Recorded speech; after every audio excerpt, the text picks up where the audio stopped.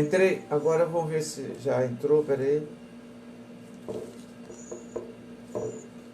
Esses caras quando faz demora assim?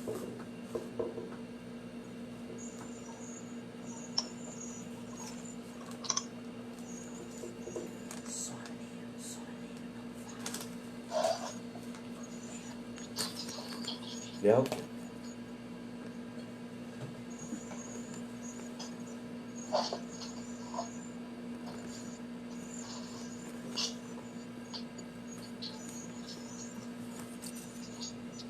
Você tá no, não tá no ar. Aqui diz que não tem ninguém. Tem duas pessoas. É não, aqui tá, mas eu tô no ar.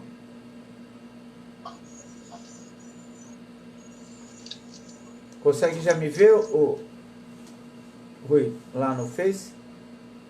Deixa eu ver aqui, peraí. Boa noite, Marcelo, Igor. Então já entrou no ar o Facebook, o pessoal já tá escrevendo aqui.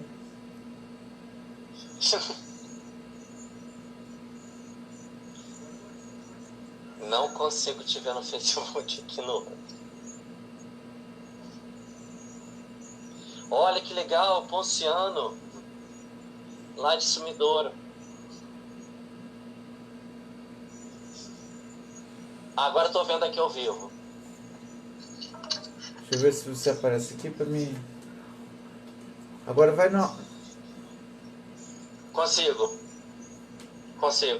Então, agora você vai no sininho, né? Ver se eu tô lá, a solicitação.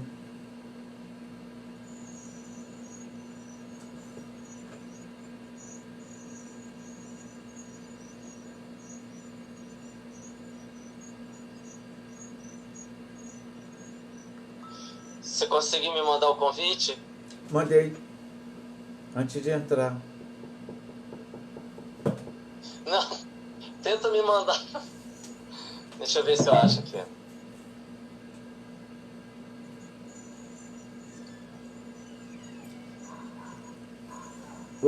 Acho que você também pode solicitar isso, se você entrar e falar, aí na hora que você estiver escrevendo, acho que apareceu uma solicitação e eu aperto. Eu já dei um curtir aqui. Já ouvi.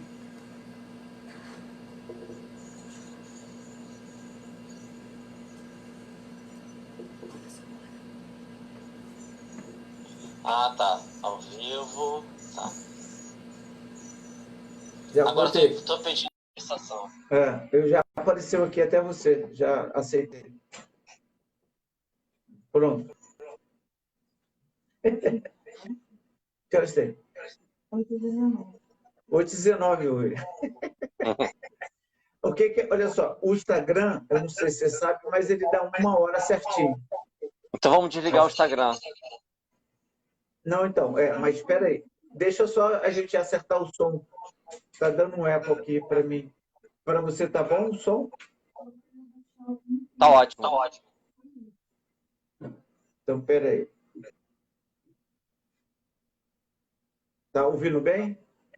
Sim, bem claro. Tá. Então, o que a gente vai fazer? Já que está quase na hora, para a gente não ficar a gente podia fazer o seguinte, eu não sei se são 10 minutos. O que você acha ali? Hã? Ela disse para a gente ficar.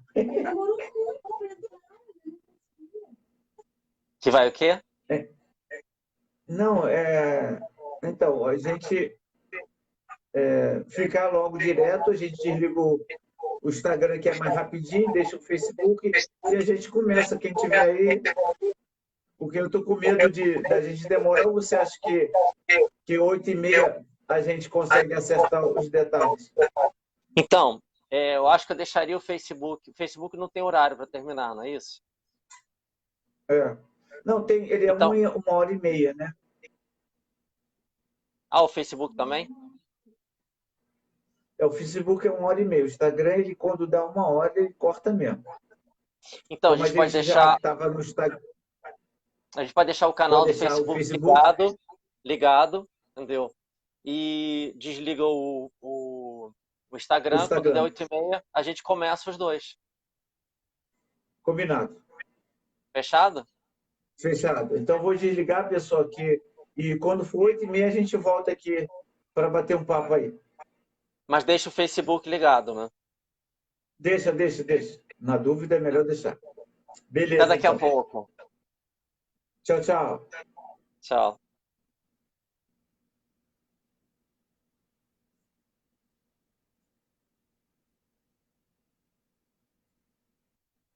A bateria aqui está acabando. Eu tirei o carregador, botei na sua perna. Mas por aqui não vai vir, não. Tira de novo, então.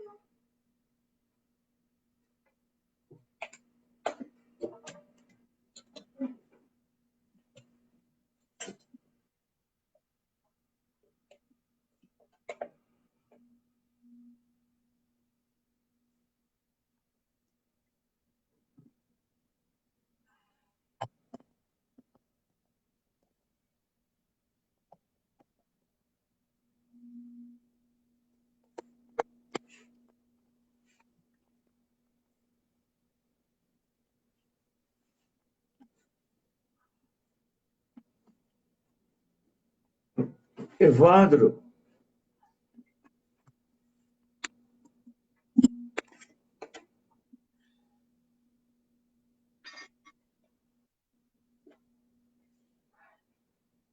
vou aproveitar aqui, pessoal.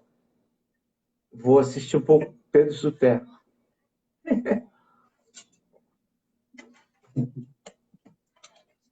Viu? Encerrou.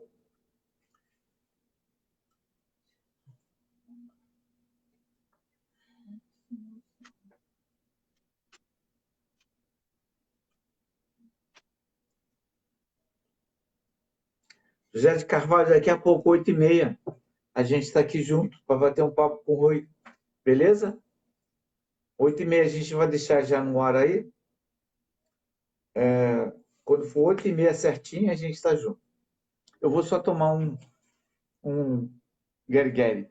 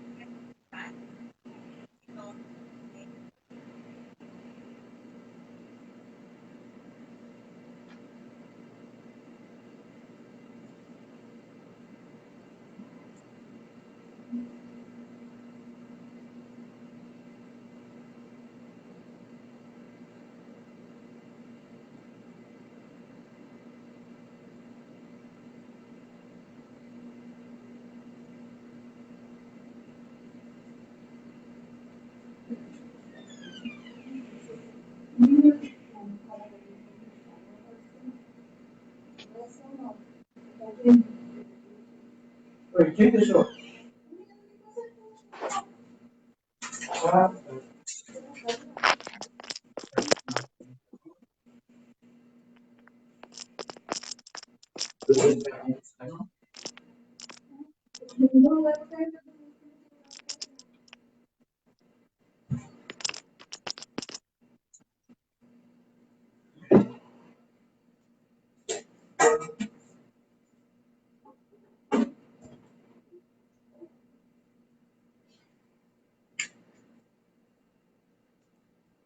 E aí, grande Aquino? Boa noite, pessoal. Tudo bem?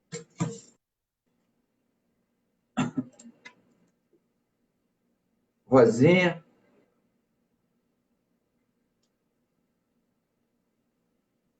E amigos aí, tudo bem? Deixa eu ver a hora. Vamos lá, Rui? Vou Super abrir aqui Aquino, vamos lá. vou abrir aqui o Instagram agora. Tá bom.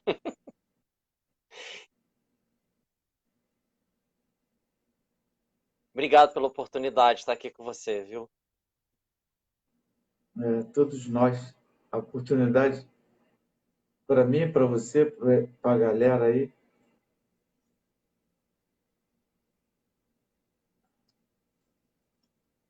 Abrir aqui o Instagram. Vamos só ver aquele.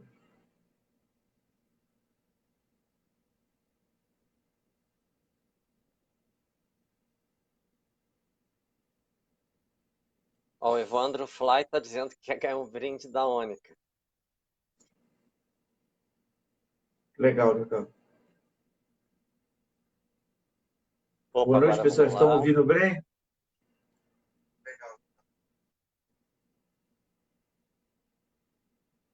Pesquisar, Rui.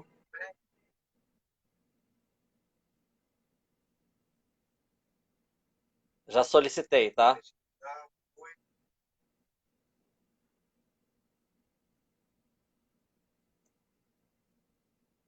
Beleza. O Instagram é Aí, rapidinho, né? Deixa eu só botar aqui. Show. Pessoal, boa noite. Obrigado aí pela presença, pelo tempo de vocês aí. Como a gente combinou, a gente demorou um pouquinho para. Deixa eu ver aqui o que eu acho que está dando. Está ouvindo bem, Rui? Os dois? super bem, obrigado. Legal. Pessoal, também queria que vocês pudessem confirmar aí se a gente está chegando bem, se o som está bom para vocês entenderem a gente na nossa. Perfeito, João. Fernando Rios, beleza. Gilberto, obrigado. De coração mesmo. Vocês perderem o tempo de vocês para estar aqui, né, numa noite aqui, numa noite maravilhosa. Então, estou aqui com quem?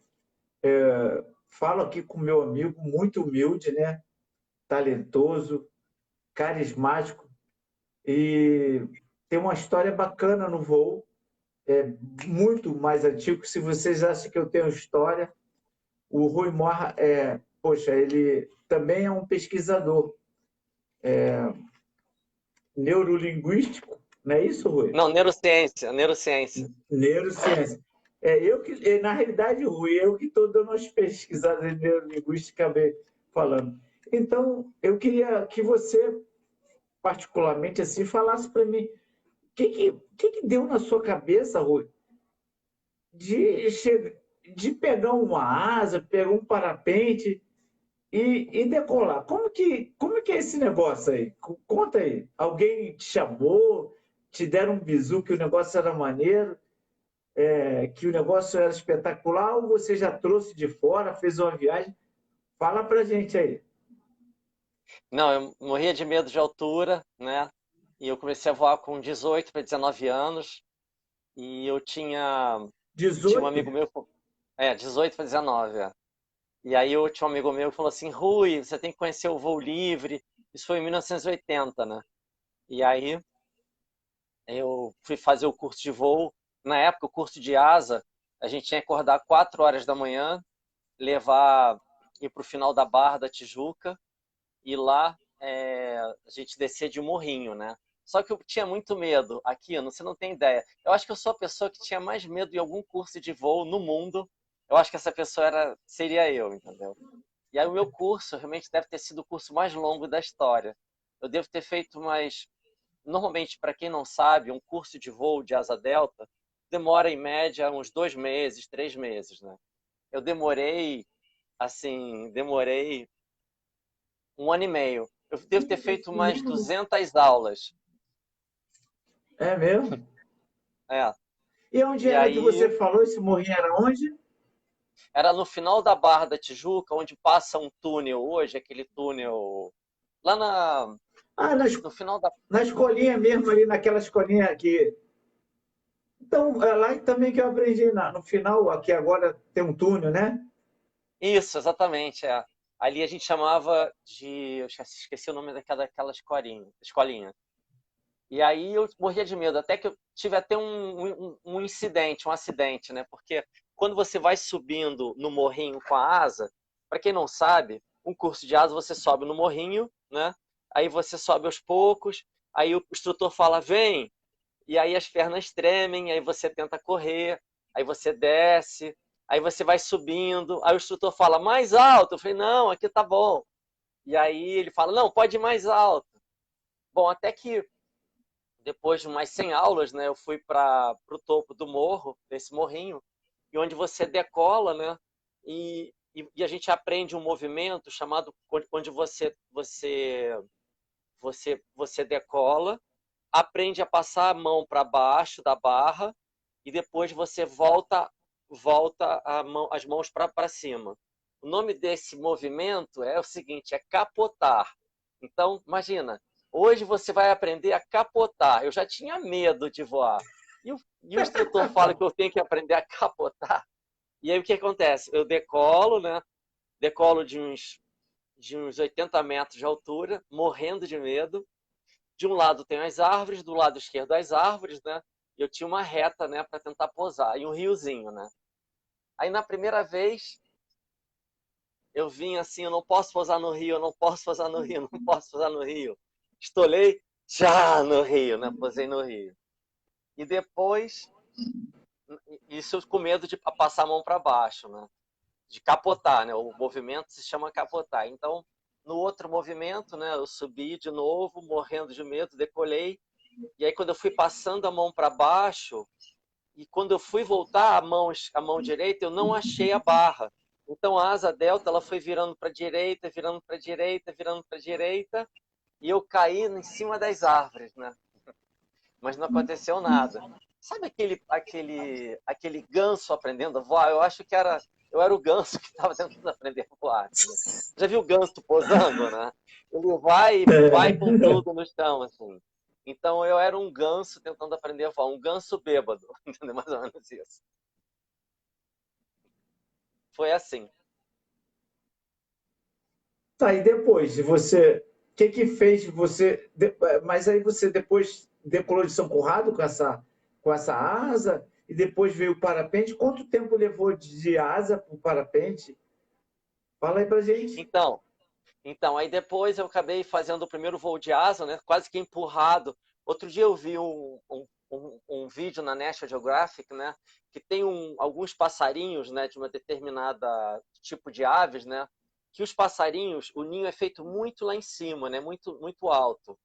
E aí,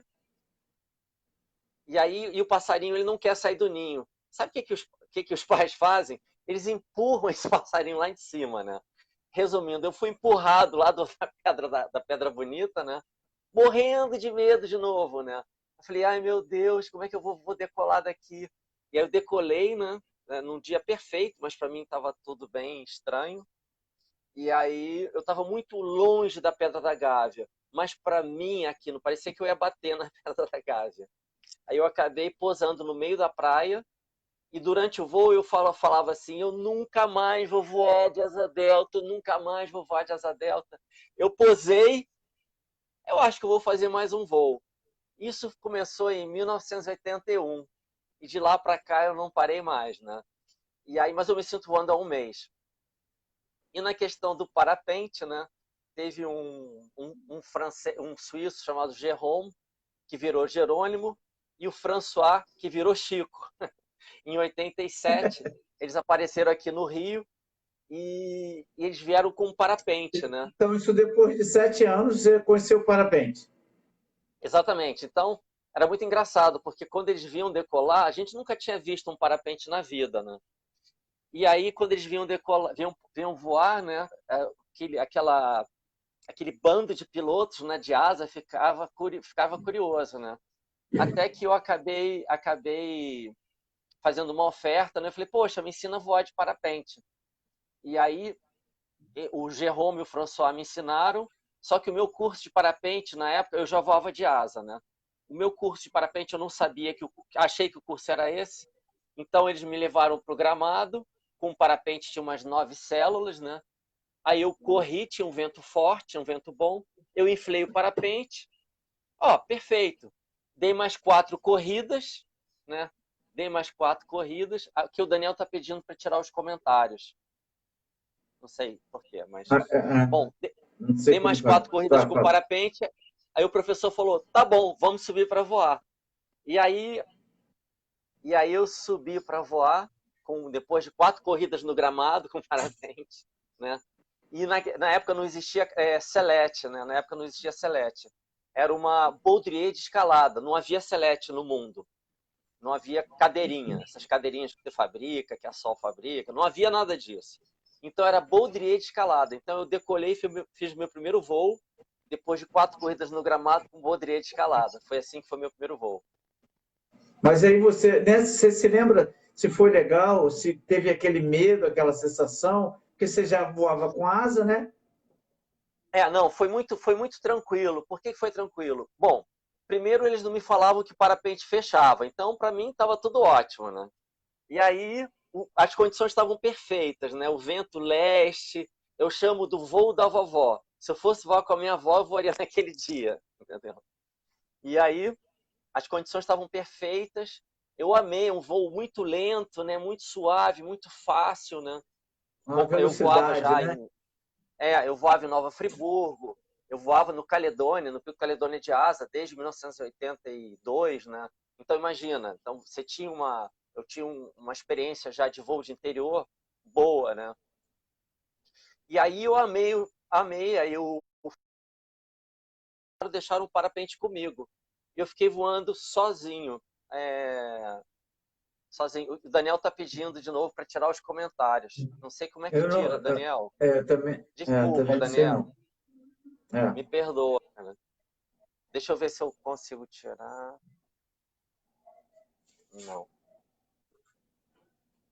Não. Olha lá meu quadro de nuvens. Espera aí. Deixa eu ver se eu volto. Ih, acho que fiz uma besteira. Voltou. Não, é isso. Só voltar. Foi mal, Daniel. Não fica chateado com a gente, não, por favor. E aí eu comecei a voar, e até que eu fui convidado para fazer um curso de um CIV na Suíça, em 1988 para 89. E aí nunca ninguém tinha feito. Joga a tela para a direita. Joga a tela para a direita. Legal. Obrigado. Melhorou assim? Acho que melhorou, né? Tá vendo melhor, não? Tá me vendo? Sem os comentários. Tá tudo bem. Bom, aí eu fui fazer o primeiro CIV na Suíça, E aí eu não sabia que parapente fechava, né? E aí foi antes da gente ir para o primeiro campeonato mundial na Áustria, em 89. E aí tudo pago por uma fábrica suíça chamada MCC Aviation. Bom, cheguei lá na Suíça. Ah, que bom, hoje qual é a primeira aula? Aí era um Vansan, da equipe suíça. Ele falou, não, Rui, hoje a primeira aula é fazer um full stall em cima do lago, né? Aí eu falei, aí do lado de fora, né, assim, o brasileiro, né, orgulhoso, né, claro, full stall em cima do lago, tranquilo. Mas dentro de mim aqui, eu tava assim, meu Deus, o que eu vim fazer aqui? Tô desesperado, né? E aí a gente sobe num carro para 3.200 metros de altura, lá sobre o Lago Le Mans, né? Nos Alpes, lá no Valais, na Suíça. Na E Suíça.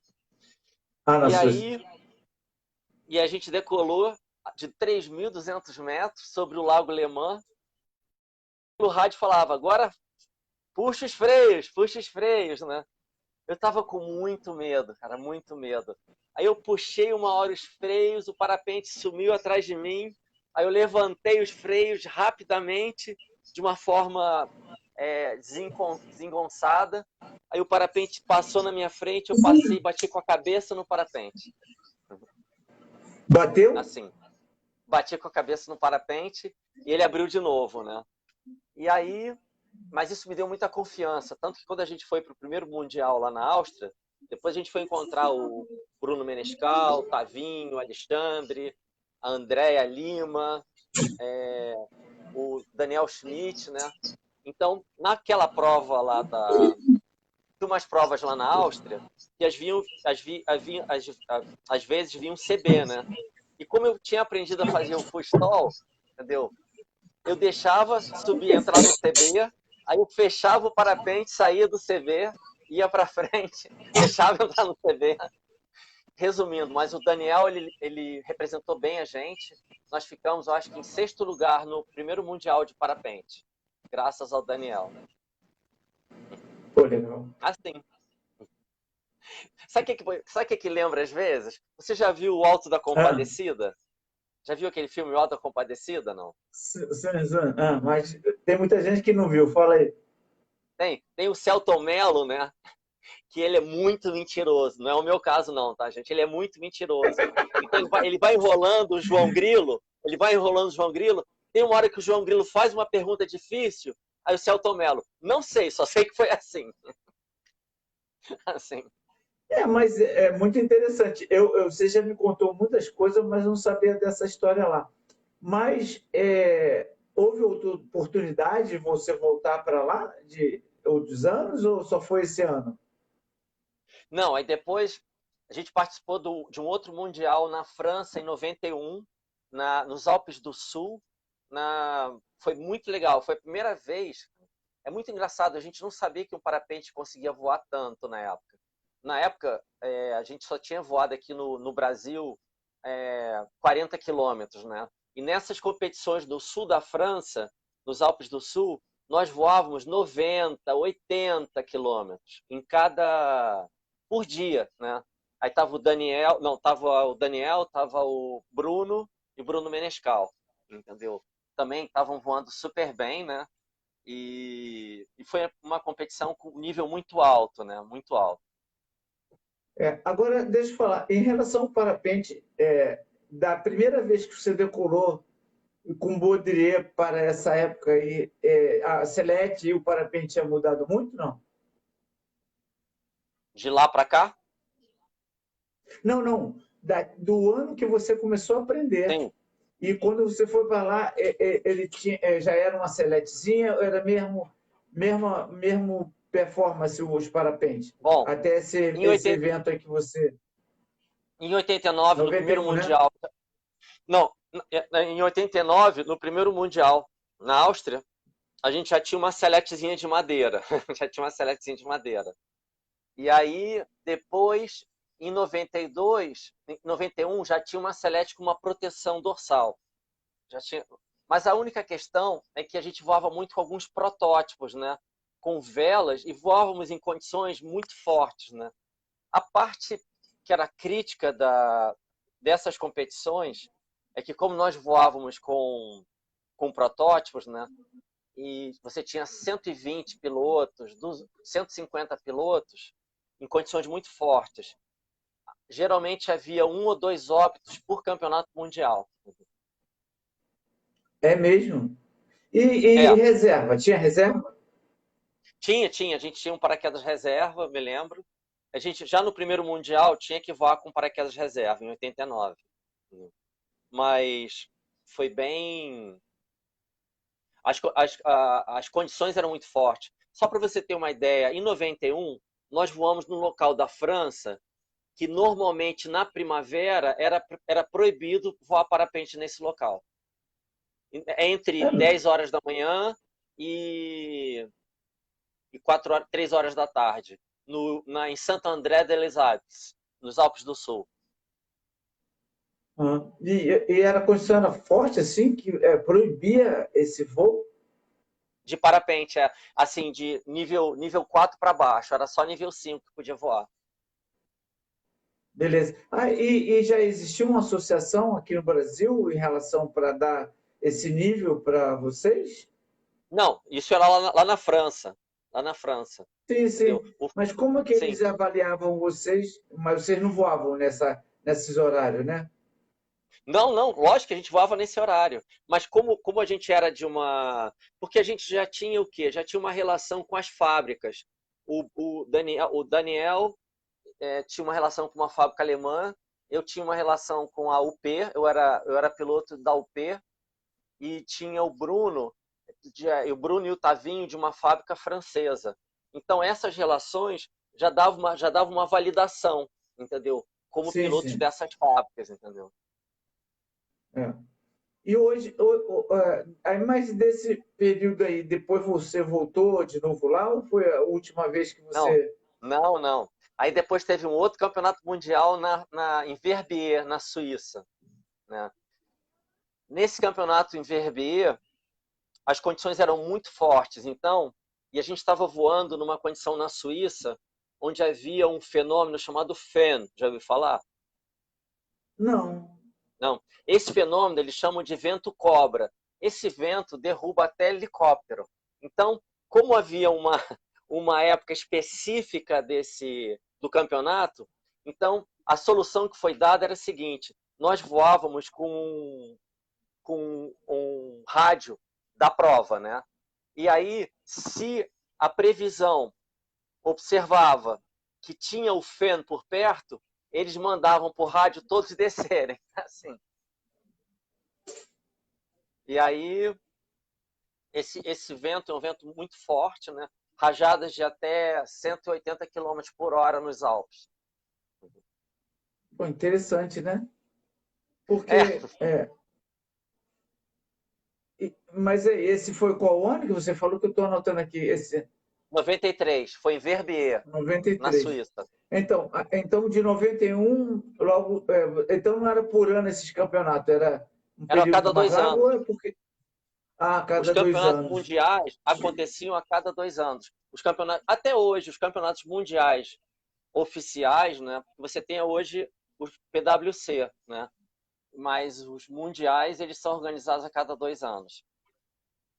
Tá. E depois de 93 você voltou. Quando você voltava para o Brasil com essa bagagem, como que eram os voos aqui? Então, ótima.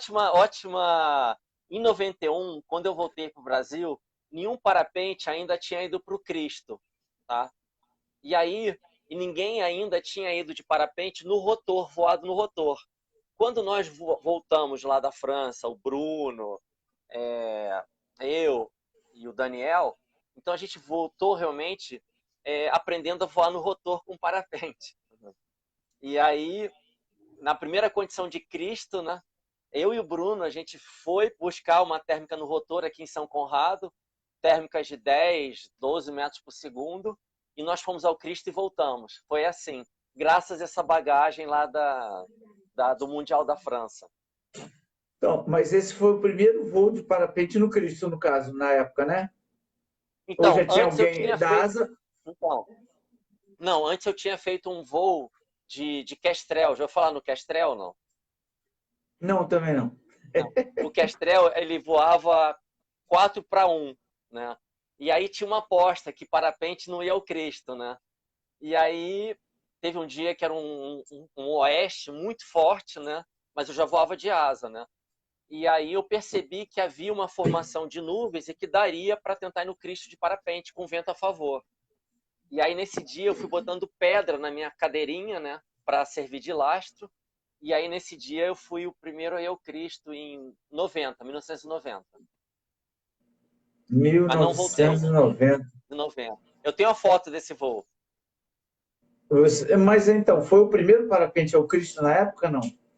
Foi em Ou ainda... 90, é. Então, Rui Marra, caraca, então, é Não, o mas sonho de todo mundo, né?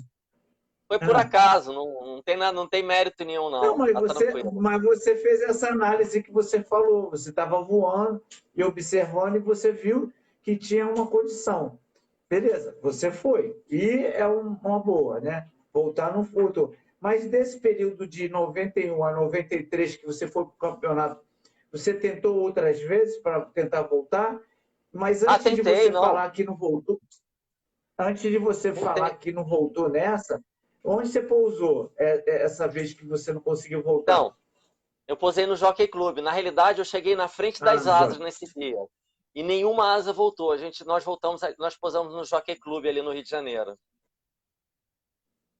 Tá. Mas aí, depois dessa aí que você viu que é possível, né? Porque quem vê, depois que a gente vê, não tem como desver mais, né?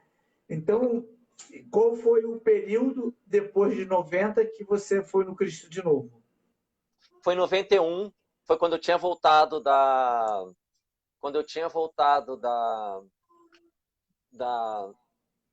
da, da França. Foi quando realmente a gente ganhou bastante confiança, né, Bagagem, em ter né? voado. Nós fizemos uma semana, aliás, foram 8 dias ou 9 dias, onde nós voávamos 3 a 4 horas por dia, com térmicas entre 4 e 12 metros por segundo, entendeu? Então foi um estágio bom, né, lá. É. Muito, muito legal, cara. Agora, depois de 93, você voltou lá de novo ou não? Depois de 93? Não, não. O que acontece? Não. E aí, depois disso, o meu desafio era ir de duplo no Cristo, né?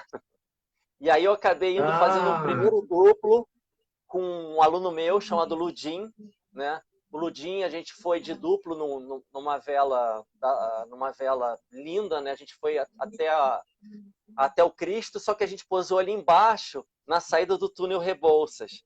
Nós posamos ali de sudoeste, foi perfeito, perfeito. Tinha um trânsito, cara. Eles nunca esperavam que um voo duplo parasse na saída do túnel Rebouças, né?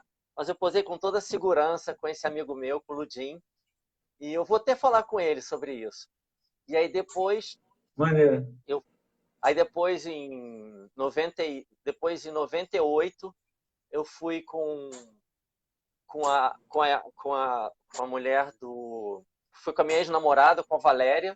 A gente foi ao Cristo e posamos na Lagoa, mas com a esposa do Serginho Kawakami, né?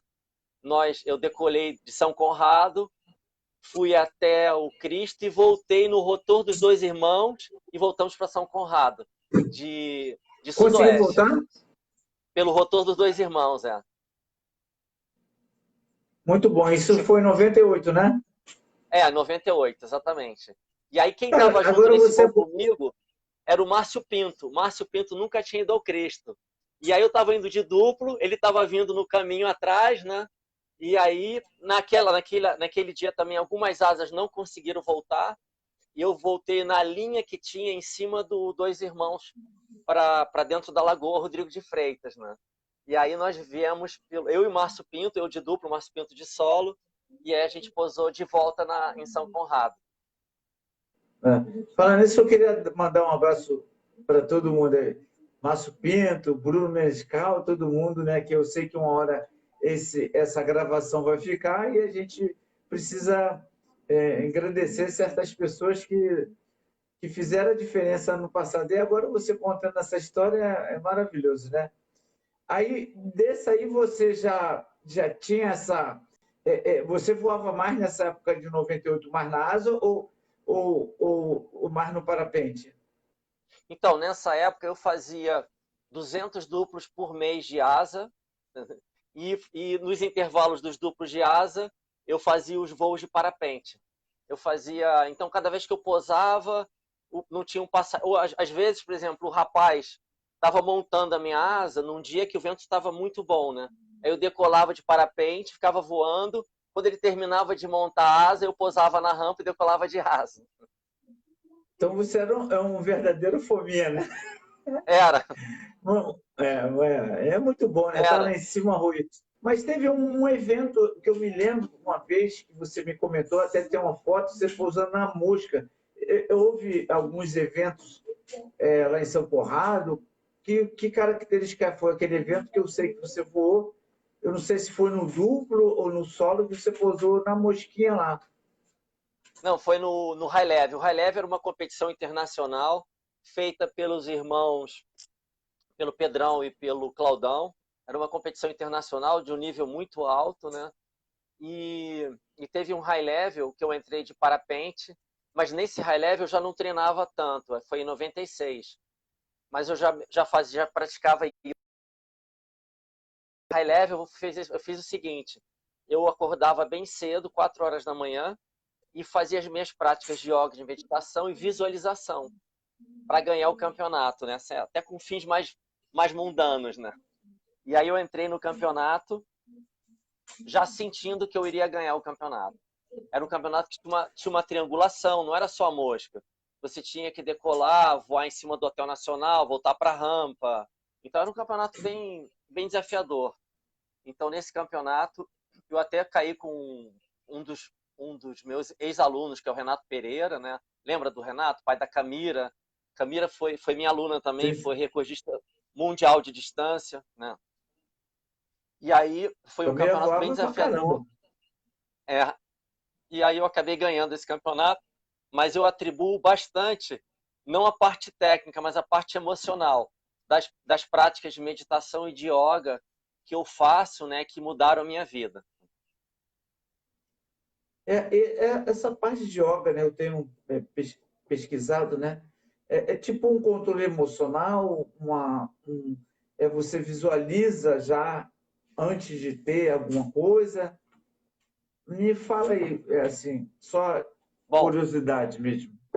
o que acontece? Imagina que você tem um departamento de emoções, tá, Aquino? Esse departamento de emoções, ele faz a mediação entre o que você pensa, o que você vai planejar e entre o que você sente. Mas muitas vezes nós temos uma informação que ajudou a sobrevivência da espécie por milhares de anos. Então, muitas vezes,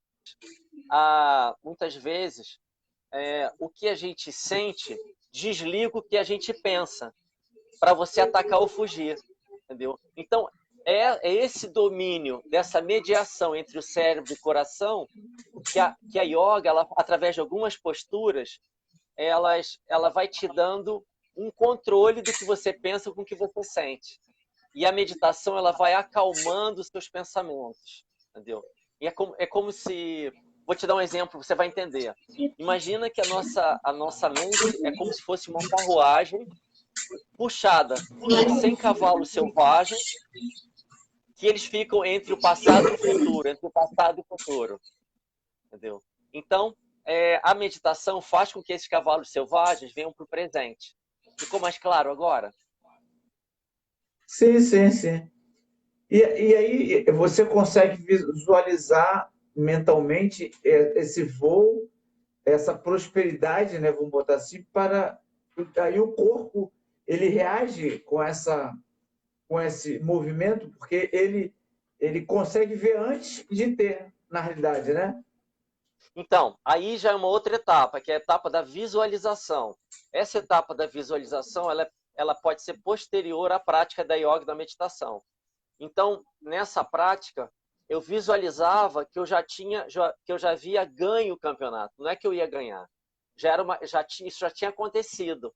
Então, eu entrei no campeonato com uma tranquilidade grande, não com passividade, mas com uma visão periférica já aberta para as oportunidades, né, que poderiam me dar a vitória. Entendeu? Eu não entrei assim acuado, eu entrei em admiração e em gratidão. Muito bom, né? E agora, nesse ponto, né, que eu tenho estudado e acho que é muito importante, você acha que o subconsciente ele ajuda nesse processo do desenvolvimento de uma pessoa? Ele atrapalha? O que você acha disso? Bom, de novo, o corpo, a gente tem uma informação de mais de bilhões de células para sobrevivência, tá? Então, esse nome se chama, ele tem um nome, é como se fosse um exército da sobrevivência, chamado homeostase. Vou te dar um exemplo. Você tem cachorro em casa? Ou gato? Tenho. Tem. Sim. Já percebeu quando o seu gato está doente ou o cachorro está doente, às vezes ele não quer comer nada? Ele vai para um cantinho e fica se recuperando? Sim, sim, sim. Então é como se ele estivesse dando um reset no corpo dele. Então, quando ele para de ser estimulado, às vezes, por uma coisa não muito boa que ele comeu, e ele fica num jejum, é como se ele deixasse aqueles bilhões de células se reorganizando. Então, o subconsciente, ele foi feito, né? Ele faz parte de um repertório para ajudar a nossa sobrevivência. O desafio é que hoje nós somos muito hiperestimulados, né? Por, por milhões de estímulos que nos trazem para fora, não para dentro. Entendeu? Então, o nosso subconsciente ele fica muito turbulento e fica confuso. Por isso que é importante. Aí eu vou te perguntar aqui agora. Quem é que sabe o que o Aquino precisa para ser feliz? É o Aquino ou é o diretor de marketing da Coca-Cola? Ok. Quem é que sabe o que o Aquino precisa ser feliz? É o Aquino ou o diretor de marketing vamos lá, da Consul? Ok. Aquino. Só que existe às vezes, né, uma promoção para que sejam criados desejos para o Aquino. Mas nem sempre esses desejos são o que realmente o Aquino precisa. Então, a meditação ela faz com que o Aquino se encontre mais com o Aquino durante o dia, entendeu? E aí ele se lembre do que precisa para ser feliz. E essa informação ela vai para o subconsciente ou inconsciente. Então a, esse processo faz você voltar para si, para pensar em você, na sua vida. Pensar e sentir. Lembra, é importante que haja uma integração entre o que você pensa e entre o que você sente. Tá? Tem um caso bem interessante, um caso um pouco triste, do antigo CEO da Nintendo. O antigo CEO da Nintendo, ele era um gamer, ele era um jogador de games, né? Antes de entrar para ser o CEO na empresa. Então, ele amava jogar games. Só que com 42 anos, ele foi se adoecendo já como CEO, ele teve um câncer no pâncreas. Até que ele falou assim, ele desabafou. Ele desabafou o seguinte, ele no cartão de visitas dele, ele é o CEO da Nintendo, mas no coração ele jogava games, né? Ele amava games. Então o que acontece? Essa dissociação entre o que você sente e o que você pensa pode nos adoecer, entendeu? Então por isso que é importante associar como eu me sinto e como eu penso, entendeu? Normalmente as pessoas são convidadas só para refletirem como elas pensam, não o que elas sentem. Na realidade, tipo assim, o sentimento faz você fazer uma ação, né? Um movimento. Mas esses dias eu vi no seu Instagram a palavra TED. É TED? TED. TED, TED. né? Não, TEPT, É, estresse pós-traumático. isso. O que quer dizer isso? Estresse pós-traumático? O estresse Não, pós-traumático é, é o não, a sua TED. foto parece que tem um. Do O que TED, quer o dizer? TED. Aquele TED é um conjunto de palestras ou de palestras que são dadas por pessoas que têm um olhar diferenciado sobre determinado assunto. Então, tem pessoas por exemplo, desenvolveram um plantio com minhocas inteligentes. E aí ele vai falar sobre como é que ele fez aquilo. Então, você tem o TED com vários aspectos, em vários segmentos da nossa sociedade. No meu caso, eu acabei falando sobre a mudança cerebral e o esporte de aventura. Como que o esporte de aventura pode proporcionar um novo cenário, um novo encontro de novos neurônios, né? Como é que você pode mudar a sua perspectiva de vida, né? E até se curar de alguns transtornos através do voo livre. É mesmo? E me dá para entrar um pouquinho mais nisso aí? Ou você pode Dá, falar? é muito. Dá. Vou dar um exemplo. Você já percebeu, por exemplo, dentro das centenas de alunos que você já formou, algum deles eu tenho certeza que deve ter falado assim para você: poxa, eu estava numa época tão desafiadora na minha vida e esse curso de voo me fez mudar a perspectiva de vida. Eu corto a minha mão se algum aluno nunca tenha falado isso para você. Sim, sim, com certeza. Então a gente Então, pensa assim que ele ficou bem no sentimento dele que fez ele sair daquele momento, né? sim. Mas e aí? Então, o que que acontece? É, sem você perceber, ou sem eu perceber na época, antes de eu começar a estudar isso, você proporcionou uma possibilidade dessa pessoa se reencontrar, entendeu?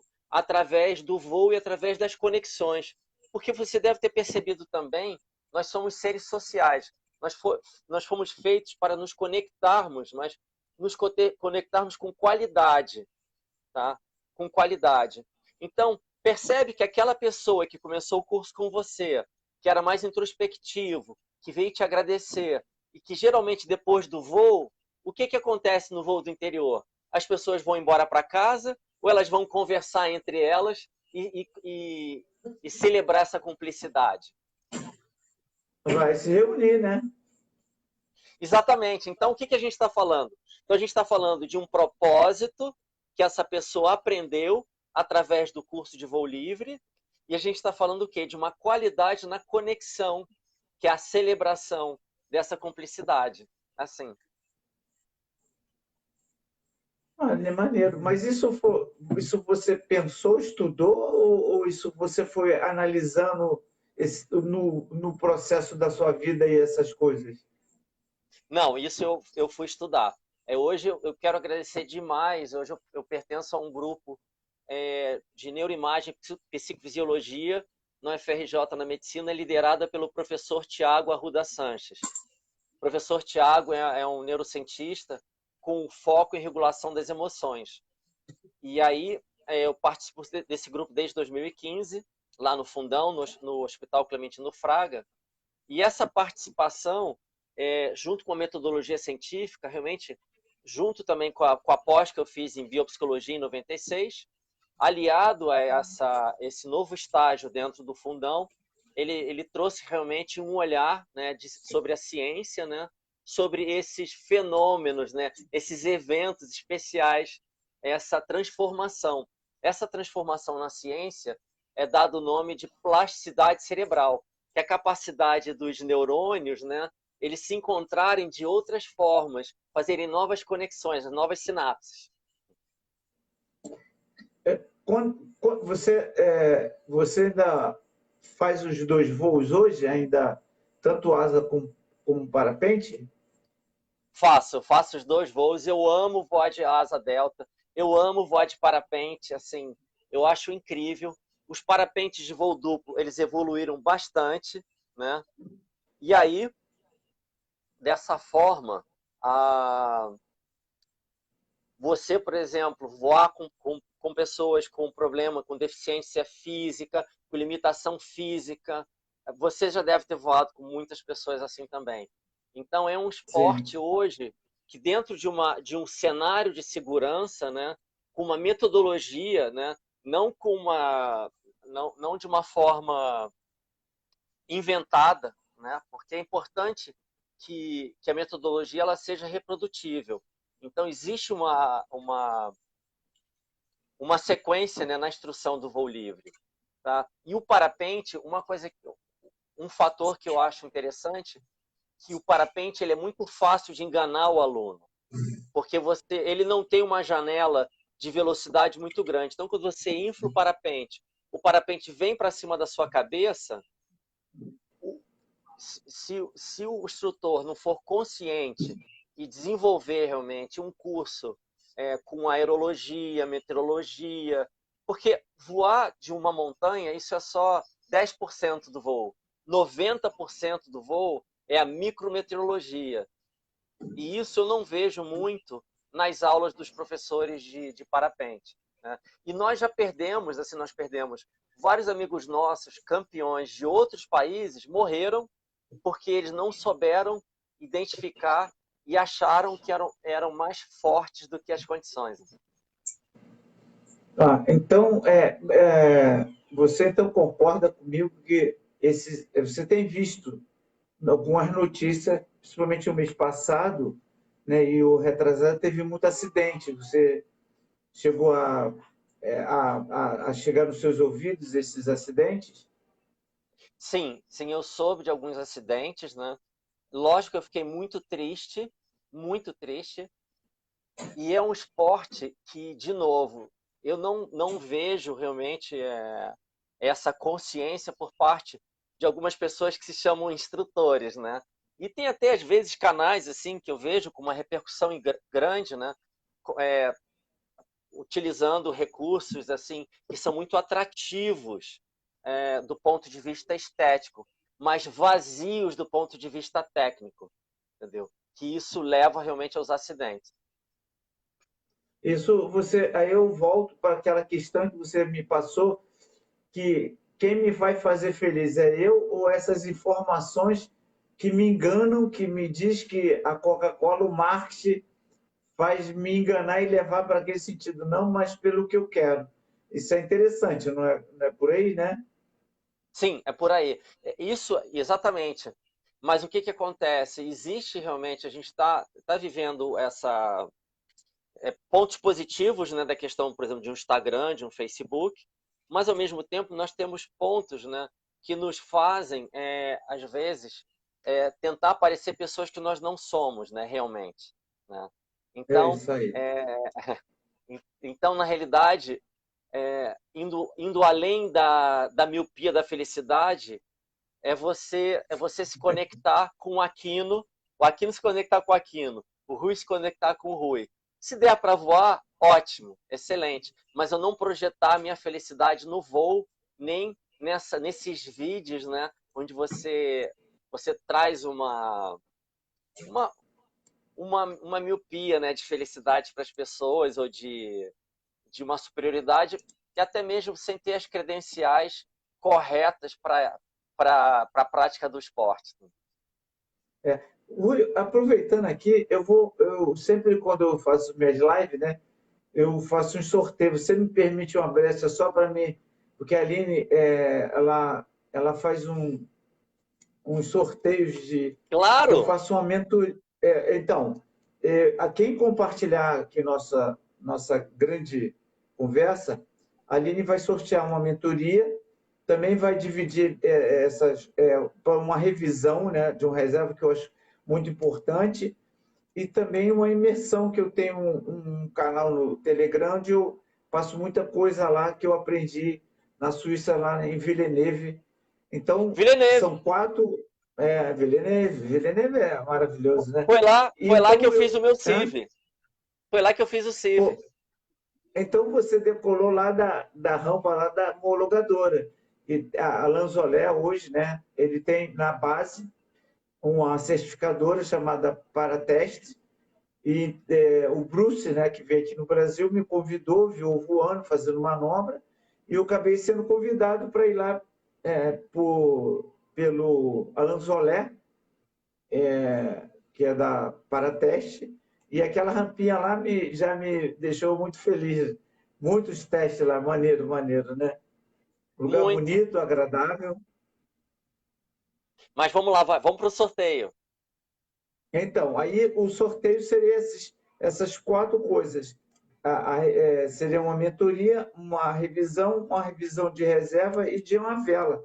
Né? Porque eu estou vendo aí, Rui, o pessoal voando, compra um produto e ele só olha e acha que está bom. Então, na minha parte lá da Suíça, a gente vê muito essa parte da revisão, de material, de cuidado, e então eu faço essas partes de segurança aí para poder abrir a mente.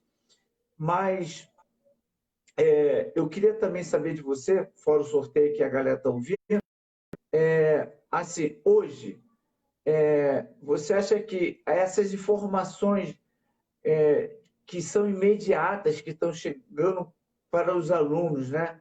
Eles conseguem, como você falou, a compra do marketing daquela pessoa que voa, e ele acaba comprando e ele acha que tem que estar lá. E quando ele tem lá, ele tem um processo que aí você falou algumas, botar a projeção da felicidade em cima do voo. E esse espaço dessa velocidade, para mim, é que está dando... porque essa felicidade não está tendo espaço de conhecimento para chegar Sim. nessas moléculas que você falou, que é a parte... alguém puxa um parapente hoje, né? As fábricas hoje puxam o parapente e a vela puxa sozinha. Mas na hora que ele entra nas moléculas, né? Então você falou Nas um células. bocado de coisa aqui. Hã? Nas células. Isso. Então, a projeção da felicidade, junto com a informação, o marketing para assistir para a felicidade dele, mas ele não espera que as moléculas lá sejam estranhas e ele está naqueles 10%. E quando ele entra dentro desses 90%, ele não tem conhecimento e a vela acaba tendo os problemas e mais ou menos por aí.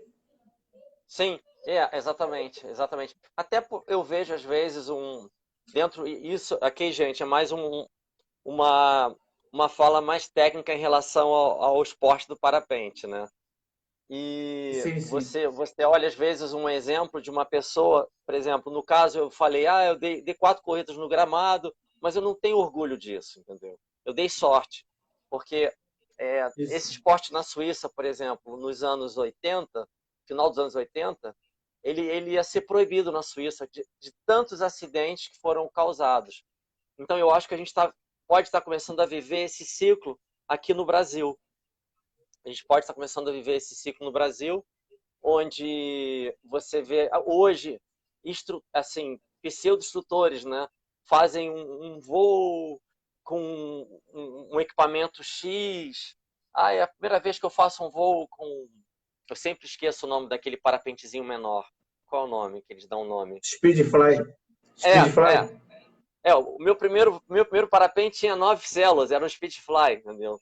E eu não vejo, às vezes, por exemplo, eu vejo, às vezes, excelentes instrutores de Speedfly, mas não trazendo os conceitos do parapente, né? Que eles decolam de um relevo.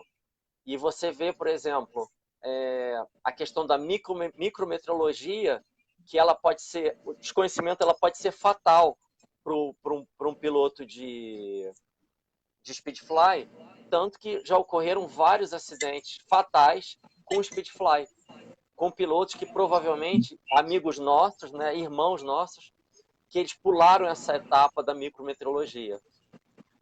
Então, a gente está vivendo uma época bem crítica.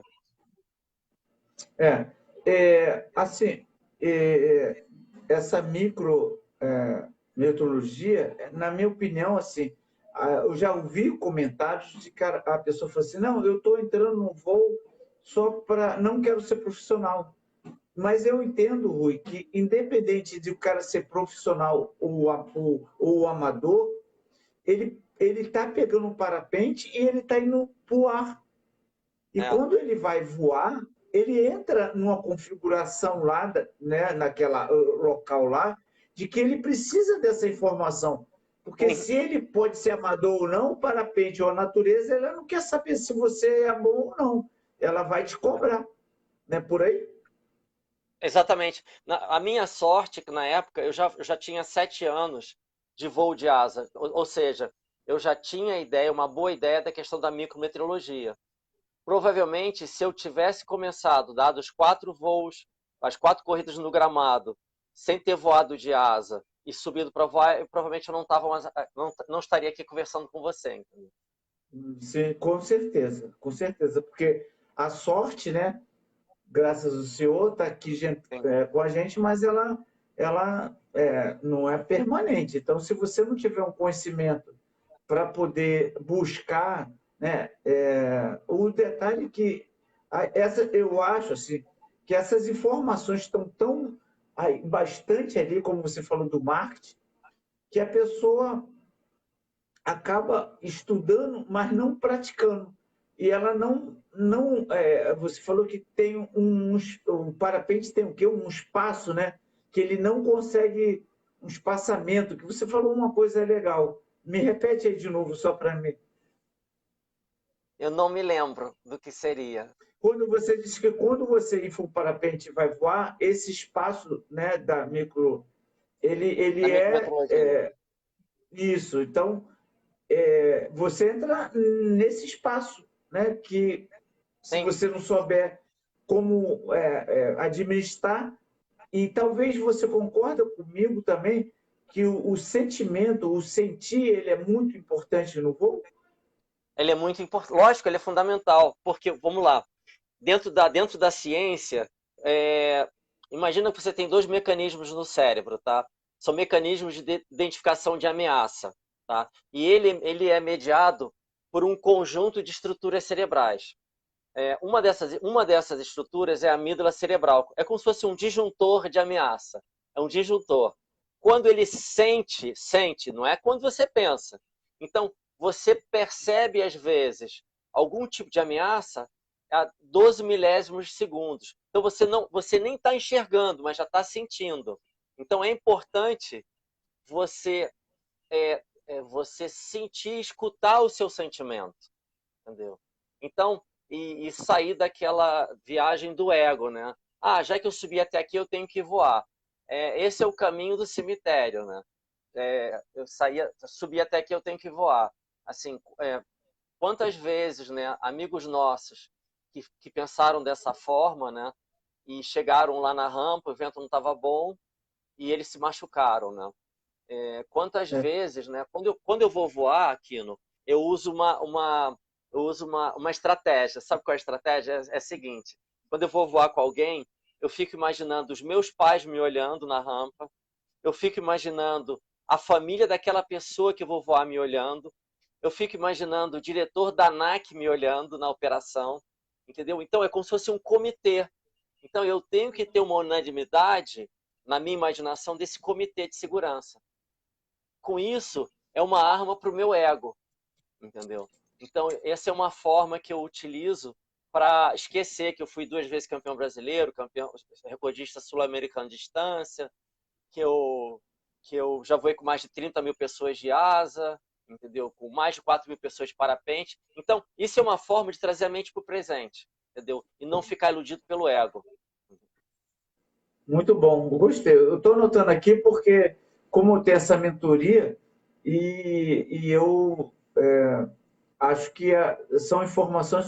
Só me lembrei de uma coisa, antes da gente acabar, que o Instagram, daqui a pouco. Eu me lembro que, numa época, você andou falando de paramotor, cara, agora que eu me lembrei.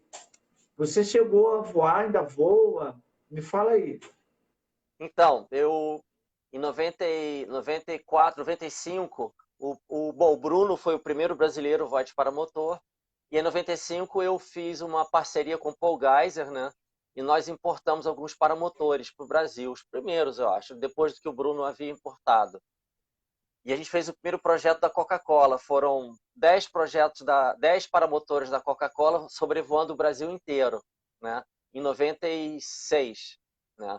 E até que eu estava voando um dia para a Coca-Cola em Copacabana, eram 10 paramotores sobrevoando a Copacabana, e aí eu vi uma senhora se afogando embaixo de mim. E aí eu fiquei desesperado, eu falei, eu tenho que fazer alguma coisa. Eu peguei o meu colete, botei no meu pé, dei um rasante no contravento. Quando ela estava quase já se afogando, eu deixei a boia na mão dela. Sem querer, foi o primeiro salvamento no mundo com paramotor. E aí isso virou um projeto. Virou um projeto, que é o projeto Paralife. Esse projeto foi parar na National Geographic, né?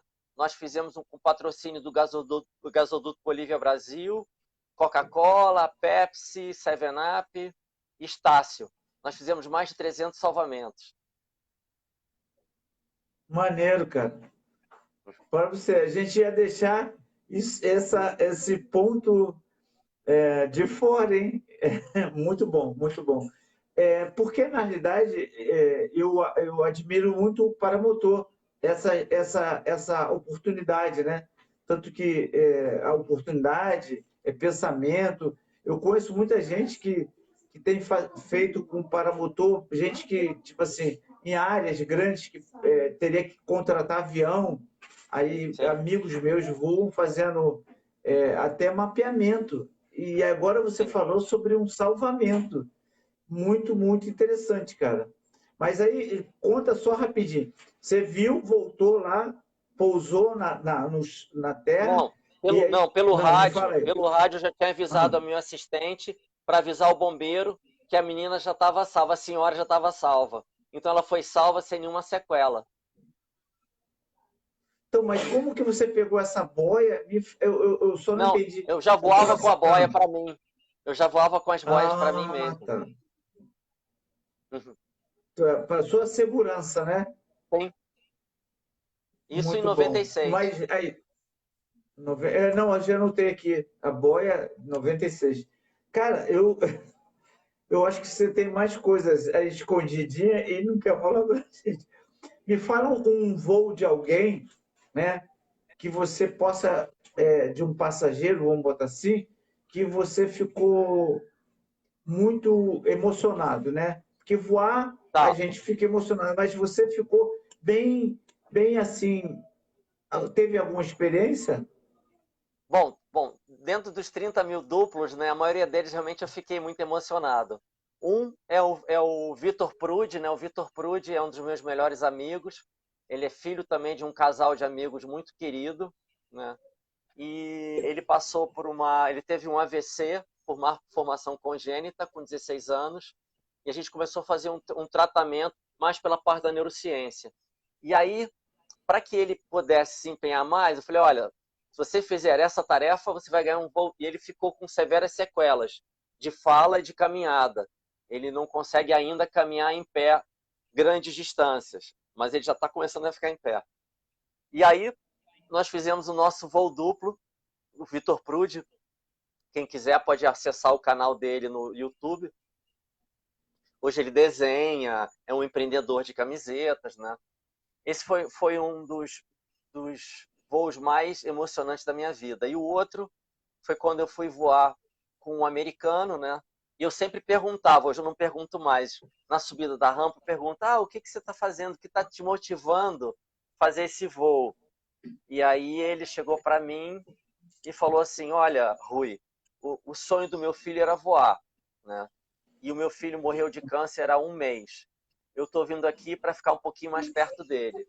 Aí, meu Nossa. amigo, aí eu prometi que eu nunca mais ia perguntar nada para ninguém.